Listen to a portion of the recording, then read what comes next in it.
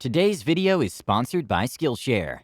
Skillshare offers thousands of inspiring classes for creative and curious people on topics including illustration, design, photography, video, and finding fulfillment. The world is gripped by a labor shortage. People hate their jobs. People are tired and are struggling to find something. I won't presume to know what you want, but I know I wanted to find something that I enjoyed, that brought a sense of fulfillment. And the class Finding Fulfillment, Using Pivots to Power Your Creative Career by Emma Gannon has some great insights into pivoting your life and career into something that may just be what you're missing. Something that's really important when making a pivot is the planning and the strategy that comes with making the move. This is something that requires you to take the skills that you currently have, to take a lot of the experience and qualities of your job that you already have and pivot them into a new space. I love that she recognizes that pivoting isn't easy, and it will require sacrifice and hardship. It's not easy making a change, but I know that if you want it, you can do it.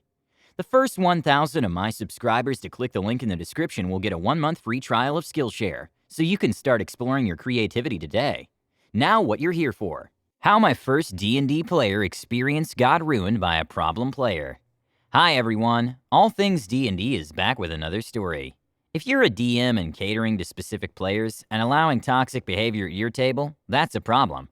If you're a player like the one in this story, you are the problem. Tell us about your problem players after listening to this one. 1 to 2 years ago, I joined a group for D&D 5e over Discord. Obviously, the pandemic has been going on, so I haven't been able to get my normal group together. I'm a forever DM, so this was going to be my first time being a player. I was excited, but that excitement was squashed rather quickly by a problem player. But as bad of an experience as this was, there was a silver lining. Without further ado, let's begin. The party consisted of names changed for obvious reasons. An elf fighter and rogue named Rel, an Aasimar paladin named Avalon, a dragonborn warlock and sorcerer named Shock, a human fighter Rant, the problem player, and finally me, a human bard named Lyndon Autumnblight. Lyndon came from a cursed family, the Autumnblights, who each had their own curse. Lyndon's specific curse was he would never have free will. He would always have someone to work for. He would never be able to take destiny into his own hands. For context, later Lyndon is a spy and slave to the masked lords of Waterdeep. Something I rather enjoyed and have enjoyed the gimmicks so much, 80% of the PCs I make are also Autumnblights. So since it was the second session, a masked lord of Waterdeep wrote me a letter of introduction to the group of adventurers they were sending on an expedition to an iceberg to learn more about the Cult of Dragons activity. I was to go along and see what else I could learn and make sure they didn't leave any stone unturned. So I go to meet the party and introduce myself, when Rant speaks up. Why are you being told to come with us? And also, what's this collar around your neck? So I'm open about it and tell my D&D group my character is being employed by the Mask Lords to help them, and the collar around my Lyndon's neck is for 2 things. 1, I can't lie while I have it on, and 2, it tracks me so I don't just abandon my duties. Immediately, Rant takes this badly and asks why they'd even allow someone like me to accompany them. I think it's just a player role-playing and I go along with it. It's fun to have a rivalry in a party, and I openly state I'll assist them in any way to prove my worth to them in the city of Waterdeep. Fast forward to the iceberg we traveled to. The team learned I was adept in healing magic. Being a College of Lore bard, I learned powerful healing spells from clerics and fireball from wizards to assist my team in making sure this mission would go off without a hitch. We meet a tribal group on this iceberg who are adamant on us leaving. The group is getting frustrated because they can't just get what they want. So I asked the DM, hey, since I'm technically a messenger from Waterdeep, might they react a little differently to me, like as a diplomat? The DM tells me maybe, but not to expect much. However, I'd rather try before this gets confrontational. Of course, as I go to speak, Rant pulls me back and asks very loudly, what do you think you're doing? Me obviously still rolling with the roleplay states, I'm just gonna flex my status, maybe I can get something to slip from them. That's stupid. They're tribal. They don't even know what a Waterdeep is, he responds. This gets a laugh out of me and I say, fine, I won't speak up, but let's figure something out. It's cold out here. He scoffs me off. It takes us an hour. Finally, we find out these guys are being held hostage by a dragon, and we quickly agree to help them out. Here's also when the situation goes from fun RP rivalry to this is an issue real fast. So eventually we see the dragon coming back from hunting. It clearly sees us as outsiders and attacks us. I quickly make a few rolls and determine the way he was initially flying to determine where he was going. It had a cave in the iceberg, and as it flew over and attacked us, one of the huts was blown over, and we saw a hatch down into the tribespeople used to interact with. Quickly, I yell into the hatch, "Let's get into cover!" We all make it in and breathe a sigh of relief. Does anyone need healing, I ask? Everyone states they do. We were hit by a breath weapon, the melee party more than us in the back. So I cast Mass Healing Word at 4th level, and proudly state let's take a short rest for... "I'm still outside," Rant says. "What?" "Yeah, I went down outside from the breath weapon. I'm not with you guys." "Why didn't you say anything?" I yell. I quickly tell everyone to rest or go on ahead, and quickly run out and get Rant back up, and run before we get dive-bombed by the ice dragon. I don't get a thank you. That's fine, I think, but I'm obviously annoyed at this point. I figured Waterdeep would come down on me hard if I let one of them die this early. We reunite with the group who's facing off against some kobolds. I jump in front and calm both sides down with my high persuasion stat. I ask the kobolds about the dragon, and with their low intelligence scores accidentally tell me where their master is, the ice dragon. I thank the lead kobold and give him a few coins, and I'm about to lead them to the dragon when Rant readies to kill them. "Whoa, whoa!" I yell that they gave us what we wanted just to leave them alone. It takes the entire party talking Rant down before we finally move in to fight the ice dragon. It takes us a while, but the dice rolls are in our favor, and after about 5 rounds, the dragon is defeated. And much like any dragon, surprise, surprise, he's sitting on a mountain of gold and treasure, and maybe 1 or 2 tribesmen when it didn't get its way. So everyone's doling out magic items and gold, so I walk up to a magical +1 short sword about to ask if anyone wants it. Rant says openly, "I rip it out of Lyndon's hands, and ask why he's taking our loot." I'm stunned and don't say anything for a moment. "I wasn't taking anything," I replied, taken off guard.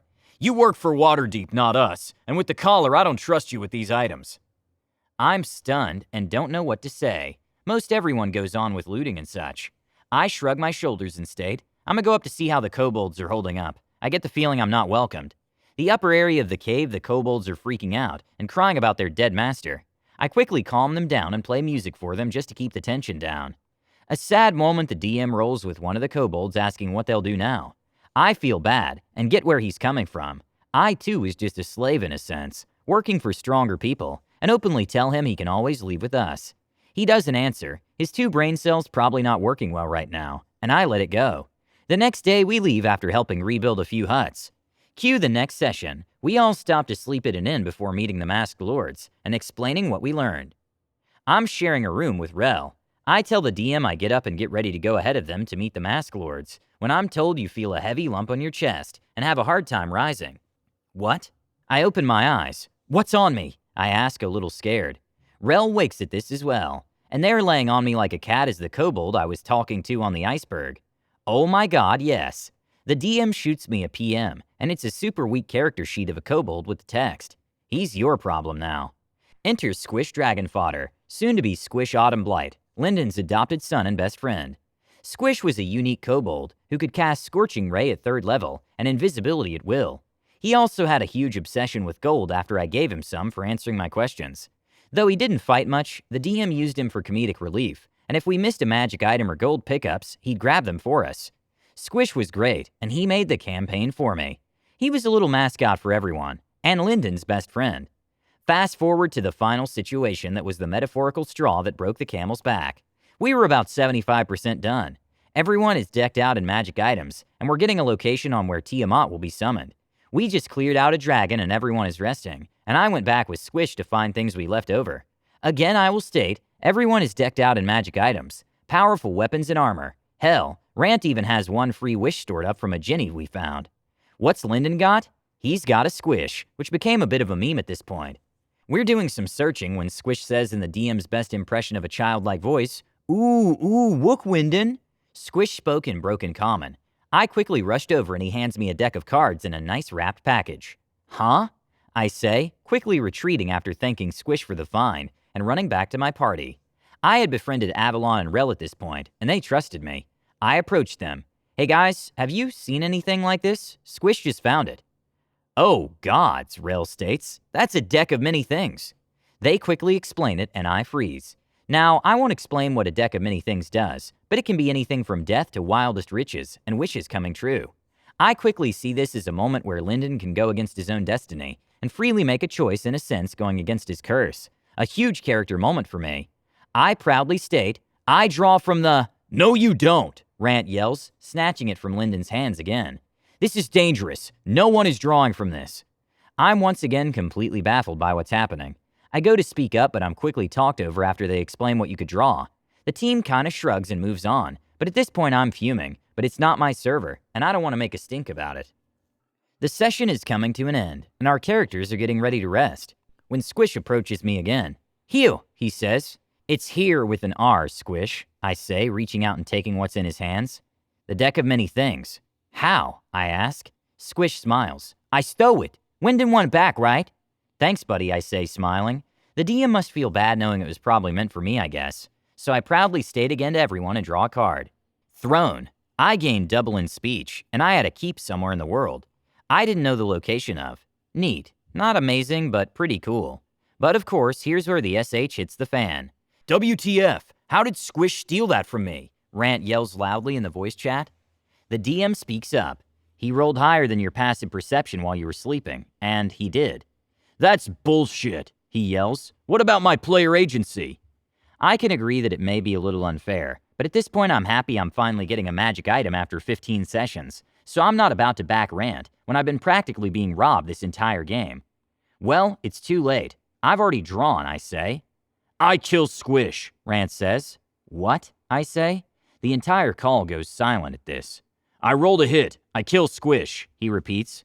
So coldly, I respond with straight facts. No, you don't. Squish is on me. He's using my AC, something agreed to on all parts, so he won't die. I have cutting words, which I roll max, giving him a -12 to hit. He'd have to practically hit me with a crit to hit and kill Squish. I used my wish to kill Squish. There's a deafening silence in the group call. The DM sighs. Squish falls over dead. I'm shocked and do not want to cause a bigger situation, and stay quiet. I'm also leaving this group, he states, since you don't want to respect my player agency, he says. I snapped.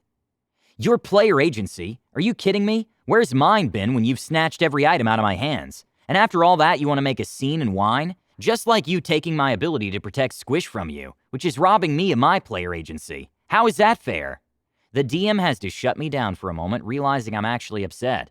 He apologizes to the group for taking things away from Rant, though I still have a sour taste in my mouth that everyone was more upset about him threatening to leave than attempting to back me up, but makes it clear no one is killing Squish. We can take back the item, but Lyndon keeping his card. It was for him confirming my thoughts the entire time.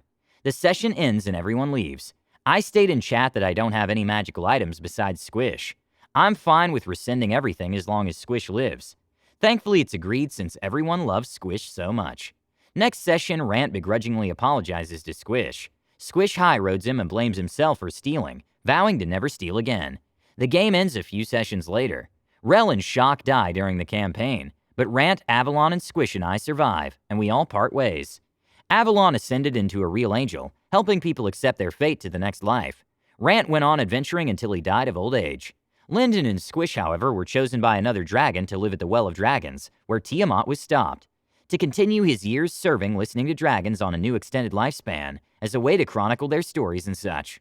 Lyndon is now 230 years old, and Squish is still with him, choosing to stay together.